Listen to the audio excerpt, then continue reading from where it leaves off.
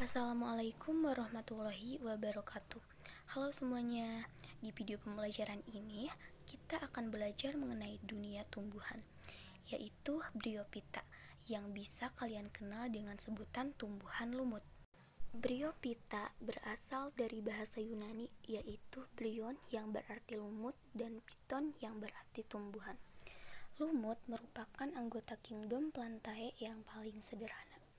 Lumut juga bisa dikatakan sebagai makhluk peralihan antara Talophyta atau tumbuhan bertalus, yang berarti belum memiliki akar, batang, dan daun sejati, dengan peralihan Cormophyta atau tumbuhan berkormus, yang berarti sudah memiliki akar, batang, dan daun sejati. Lumut juga dikenal sebagai moss. Selanjutnya, karakteristik dari tubuh lumut. Tubuh lumut ada yang berbentuk seperti lembaran, misalnya lumut hati yang disebut dengan hepaticopsid.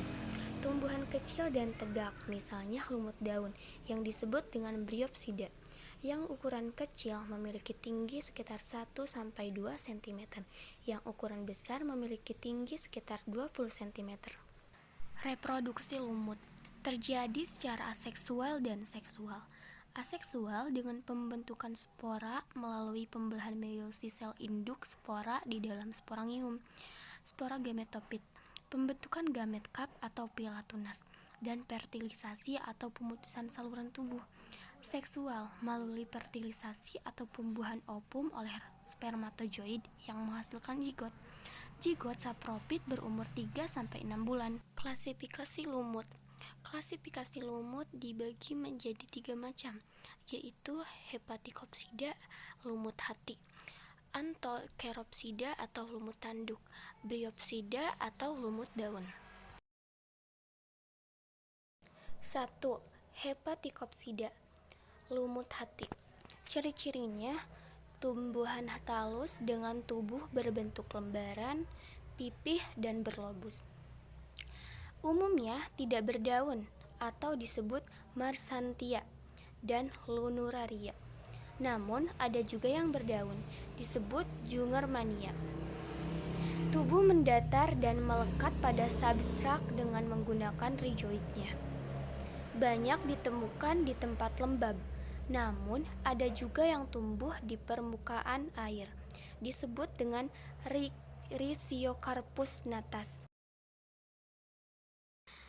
Yang kedua adalah Anthecheratopsida atau lumut tanduk, disebut hornwort, berbentuk seperti lumut hati, tetapi sapropitnya berbentuk kapsul memanjang seperti tanduk dan mengandung kutikula. Sapropit tumbuh dari jaringan kawan Archegonium. Setelah masak, ujungnya akan terbelah dua. Sporogonium mempunyai benang-benang elater yang mengandung pengeluaran spora. Pada kapsulnya terdapat stomata. Ada yang berumah 1 dan ada yang berumah 2. Cara berkembang biak lumut tanduk. Yang pertama, perkembangbiakan secara aseksual dilakukan dengan cara fragmentasi, pembentukan kuncup atau gema, pembentukan umbi atau disebut dengan tuber, penebalan ujung atau tepi halus yang merupakan salah satu cara untuk mempertahankan diri terhadap kekeringan.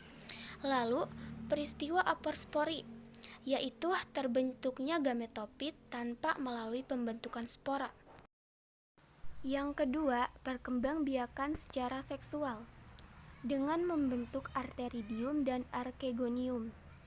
Arteridium dan archegonium terkumpul pada suatu lekukan sisi atas talus. Zigot mula-mula membelah menjadi dua sel dengan satu dinding pisah melintang. Sel yang di atas terus membelah yang merupakan sporangium, diikuti oleh sel bagian bawah yang membelah terus-menerus membentuk kaki sporangium. Kaki sporangium berfungsi sebagai alat penghisap. Lalu, klasifikasi lumut yang ketiga yaitu Bryopsida, yaitu lumut daun, merupakan lumut sejati.